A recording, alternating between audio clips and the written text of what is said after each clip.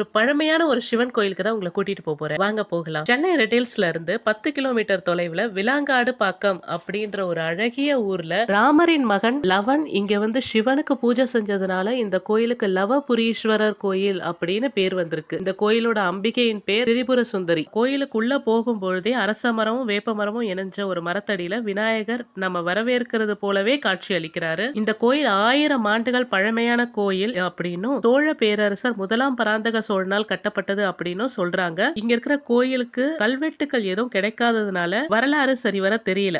இங்க இருக்கிற மூதாதையர்கள் மூலயமா தான் நமக்கு தெரியுது. இந்த கோயிலுக்கு கொடிமரம் கிடையாது, வெறும் பலிபீடம் மட்டும் தான் இருக்கு. இங்க விநாயகர், முருகர், சிவன், அம்பிகை அனைவரும் கிழக்கு பார்த்தவாறு காட்சி அளிக்கிறாங்க. அது மட்டும் இல்லாம இவங்களுக்கான வாகனங்கள் எல்லாமே வெளியே தான் இருக்கு.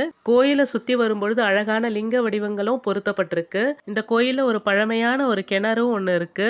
ரொம்ப அமைதியான கோயில். அது மட்டும் இல்லாம இந்த கோயிலுக்கு 3 பிரதோஷங்கள் தொடர்ந்து வரும் பொழுது தடைப்படுகின்ற திருமணம் கைகூடும் அப்படின்னு நம்பிக்கையா கருதப்படுது. இஞ்சூர் டு வண்டலூர் ஹைவே ரோட்ல இருந்து அருமந்தை அப்படின்ற ரோடு வழியாவும் இந்த கோயிலுக்கு வரலாம். இந்த கோயிலுக்கு ரொம்ப பக்கத்திலேயே தான் ஞாயிறு கோயிலும் அமைஞ்சிருக்கு. வந்தீங்கன்னா கண்டிப்பா பார்த்துட்டு போங்க. தேங்க்யூ, பாய். அடுத்த ஒரு இன்ட்ரெஸ்டான கோயில்ல பார்க்கலாம். மறக்காம நம்ம சேனலை ஃபாலோ பண்ணிக்கோங்க.